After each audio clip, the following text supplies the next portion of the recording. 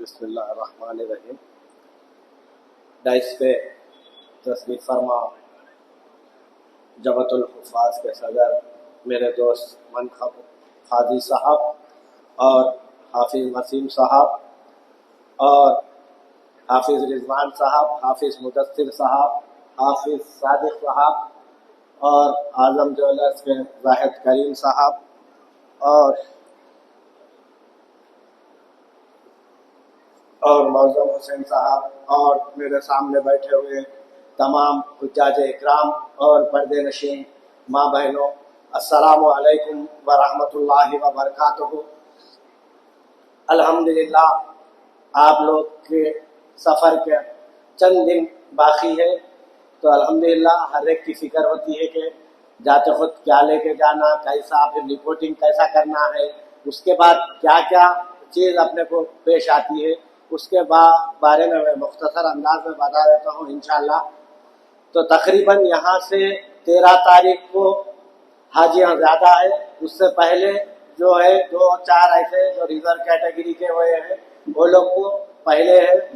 तो जो फ्लाइट का डेट है यानी कि 13 तारीख को फ्लाइट की डेट है, तो आप लोगों का रिपोर्टिंग टाइम 10 तारीख को है ना।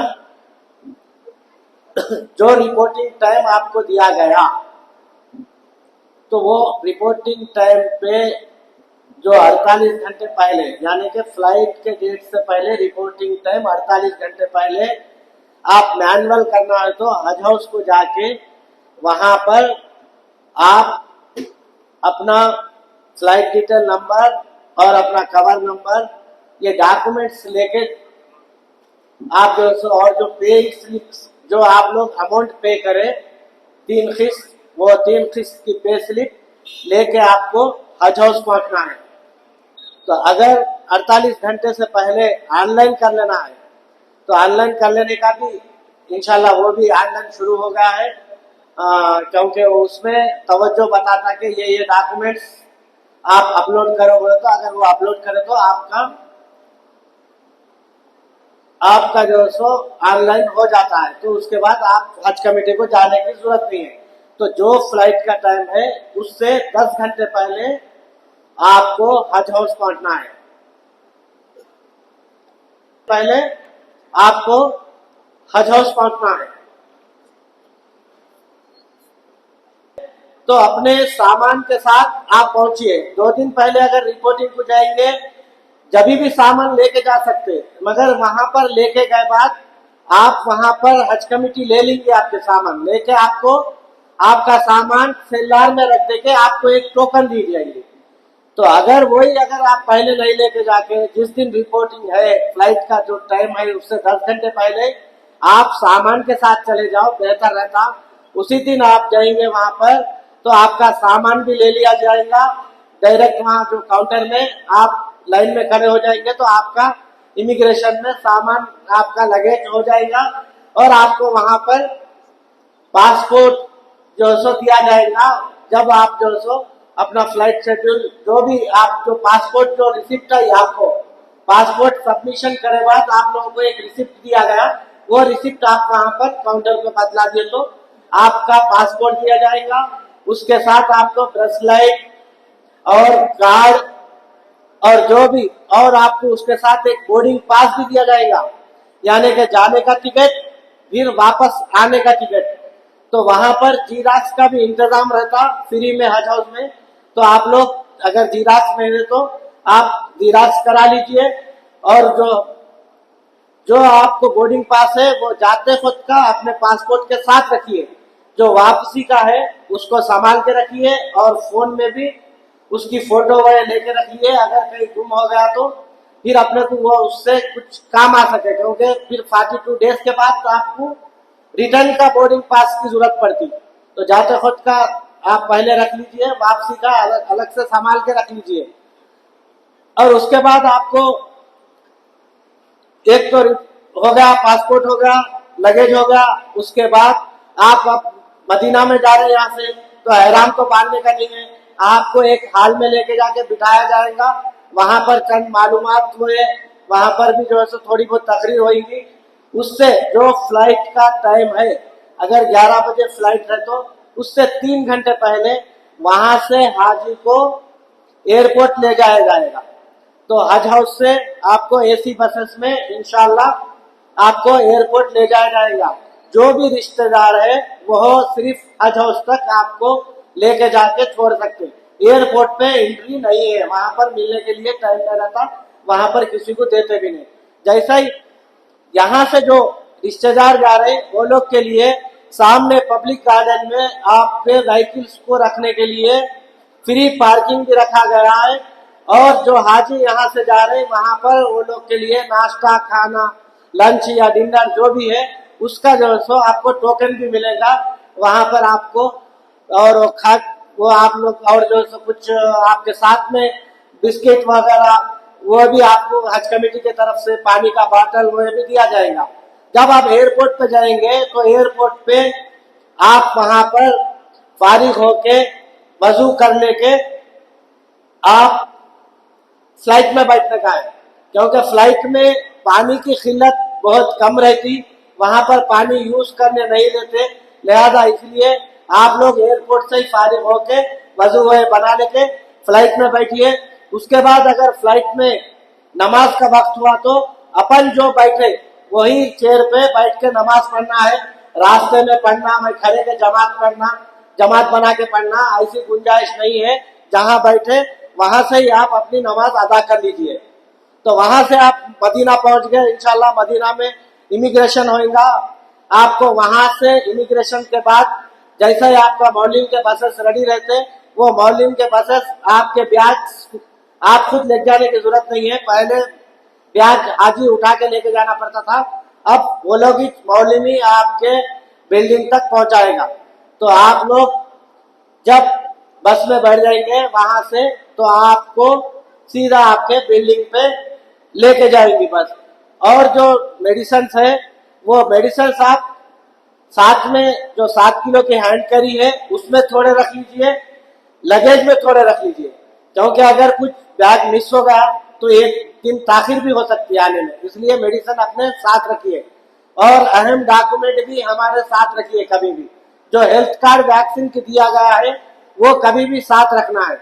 जो ब्रेसलेट जो स्टील का रहता वो भी कभी भी साथ रखना है। एवरी टाइम आपके हाथ पे लगा रहना है। तो जहां वहां पर मदीना पहुंच जाएंगे तो उसके बाद आपको होटल ले जाएगा, होटल ले जाएंगे। वहां होटल में खाने की जो पकाने की फैसिलिटी नहीं रहती, तो आप लोग अपना खाना बाहर होटल से खरीद के खाना है।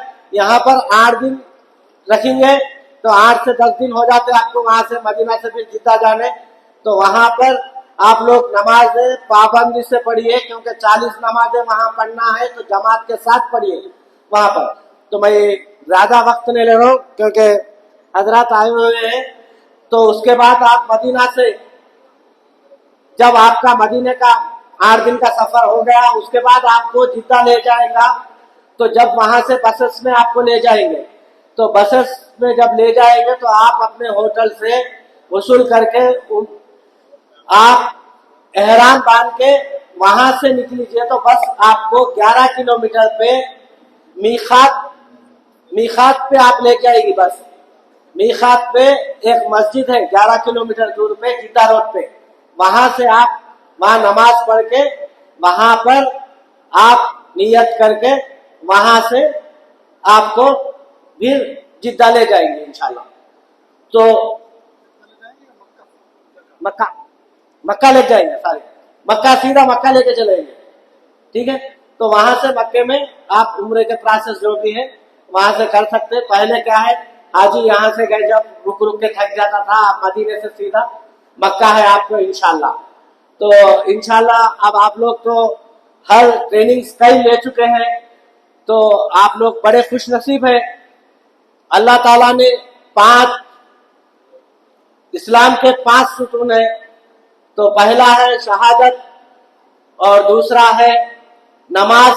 तो अल्लाह ताला ने हर एक मोमिन पे नमाज फर्ज रखा है। यहाँ है कि बच्चा हो, बूढ़ा हो, बीमार हो, लंगड़ा हो, जो जैसा भी है, जैसे भी हालत में किसी हाल में नमाज छोड़ने का नहीं है, नमाज फर्ज है। तो तीसरा फर्ज जो है सो रोजा है, तो रमजान के रोजे भी अल्लाह ताला फर्ज कर दिया। इसी तरह चौथा ज़कात है, जिसकी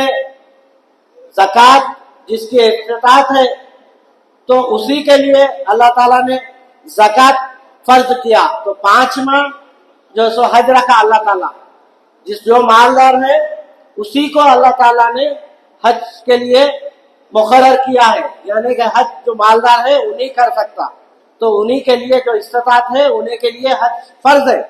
तो आप अल्हम्दुलिल्लाह जो हज के 5 सुतून है वो पूरे आप कंप्लीट कर ले रहे, आपका दिन 5 सुतूनों का मुकम्मिल हो गया अल्हम्दुलिल्लाह। तो जब आप हज को जा रहे तो आप जा रहे तो जाके वापस आए बाद लोग ये कहना कि आपका चेहरा देख के हाजी बोल के बुलाना, हाजी मखदूम हुसैन या हाजी जाहिर साहब। तो कौन बोलना, सामने वाले देख के बोलना। उतनी तब्दील आपके पास आना चाहिए, क्योंकि यहाँ आके हम लिख ले रहे अलहाज बोल के, अलहाज हम लिखना नहीं, लोग सामने वाले देख के, आपके चेहरे को देख के, आपके चाल चलन जो आपके जो बदलाव को देख के लोग बोलना कि अरे हाजी साहब बोल के। तो ये बदलाव होना जरूरी है। अल्लाह ताला ने मौका दिया तो आप अपने आप को बदल लीजिए, और यहाँ के शिकायत वहाँ के शिकायत जो भी है वो करना भूल जाइए। आजकल फोनों पे इतना हो जा रहा है, ऐसा फोन आते दूसरा फिर फुर्सत को चले गए, फलाने आए, फलाना ये बोले, फलाना ये बोले। ये गीबत छोड़िए और जितना भी हो सके तकवा और परहेजगारी इख्तियार करिए। अल्हम्दुलिल्लाह तो आप तकरीबन अपने ट्रेनिंग कैंप हासिल करें। अल्हम्दुलिल्लाह भाई तकरीबन थोड़े क्वेश्चंस पूछने वाला था, मगर अभी वक्त नहीं है, तो इसलिए मैं आपसे इजाजत ले रहा हूँ। तो आप तमाम से मैं दुआएं से गुजारिश कर रहा हूँ कि हमारे लब्बैक सोसाइटी और तमाम उम्मत मुसलमान और फलस्तीन के लिए और गाजा के लिए और तमाम जो हज जो वक्त अमेंडमेंट बिल का जो मसला चल रहा है उसके लिए आप लोग दुआ करिए। अल्लाह ताला हाजियों की दुआ को रद्द नहीं करता, तो इसलिए मैं आप तमाम से खुसूस दुआओं की गुजारिश करता हूँ। अस्सलाम वालेकुम व रहमतुल्लाहि व बरकातुहू। जो मौका दिया मैं इसके लिए शुक्रिया अदा करता हूँ।